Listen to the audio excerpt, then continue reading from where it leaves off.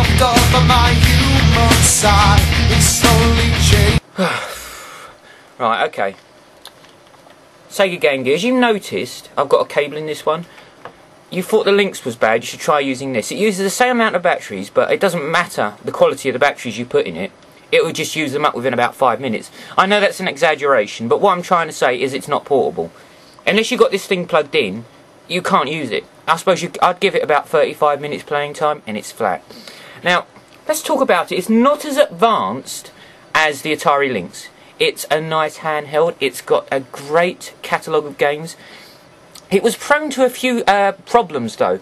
It didn't have a very good speaker setup. Now if you had the speaker set on max often, or most of the time, it tended to blow the speaker. I haven't got a clue why, so don't ask me. I mean, you can plug earphones in, and that's what a lot of people ended up doing, because my one has got the same problem. The speaker in it is knackered. I have no idea why. It just seems to be that if you turn it up, the speaker can't cope. So you end up just using earphones all the time because it just dies. I don't know why. Now, the Game Gear had a few quite good designs. You could attach a TV adapter to watch TV. Sceptical at best as regards if I thought that was worth doing, because I think it was an absolute and utter waste of time. But hey, the option's there if you want to do it. You could make it into a radio. You could do that with the original Game Boy, but why would you want to? If you want a portable radio, guess what? You get a portable radio, don't you? So you don't buy a Game Gear. But never mind, look, it's another option that you had. And also you had the adaptation that you could put a cartridge holder in the back here and attach the Master System games. So you could play Master System catalogue as well as the Game Gear. So that's all good. But as I said, this thing's not portable because it eats through the batteries like nobody's business. Now, what I'm going to try and do is stop this and try and show you what the graphics are like on this, because it's pretty much Master System standard, except it's sort of like a close-up version of it. But I'm afraid mine's got a problem. I think the screen's on the way out. But bear with me and I'll see what I can do. Alright, I'm afraid that this is as good as this is going to get. And he isn't really doing what I want. But as you can see, graphically, it's practically a handheld Master System, isn't it? So, considering you compare this to the Game Boy, which is around at the time, it's a lot better looking and a lot better to play, in my opinion, and always like Sonic anyway. So, there we have it, the Sega Game Gear. I would definitely recommend picking this one up, because it's the first and the last official Sega handheld console. Now, I know there's been Mega Drive variations. They're all knockoffs as far as I know. Now, if I'm wrong, that's fine. I stand corrected. But as far as I know, this is only the official handheld console that Sega ever made. It's a nice thing. It's not very portable. It chews through batteries. It's got a nice colour screen. Great catalogue of games, because you can mix and match with the Master System or its own catalogue of Game Gear games.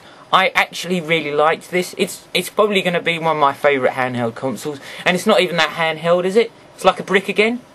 I mean, you can't put this in your pocket, can you? But there you go.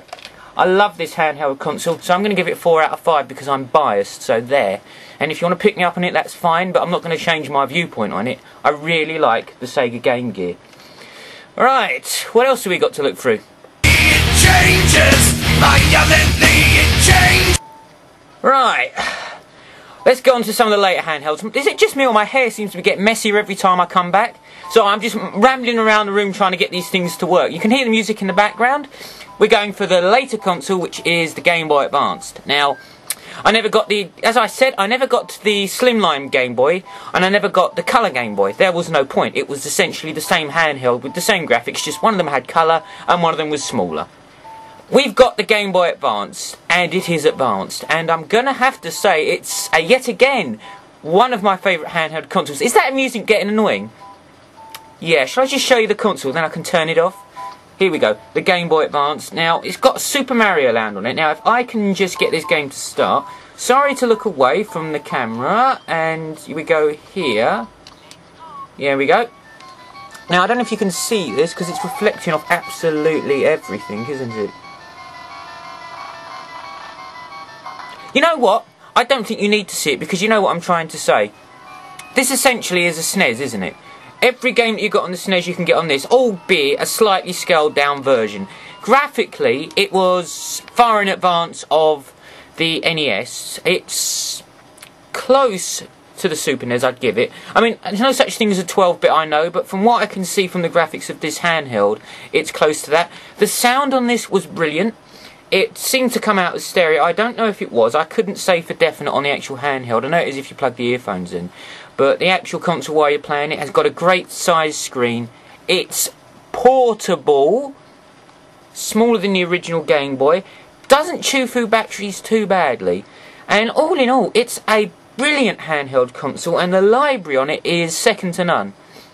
And it's just something about this. When I saw this console, I thought, yes, it's the ultimate handheld console up until the time that it came out. And I'll still stand by that now. Now, if I can give it a 4.5 rating out of 5, I know that's sort of like being a bit awkward, but yeah, 4.5 out of 5 for this handheld, in my opinion. I think it's excellent.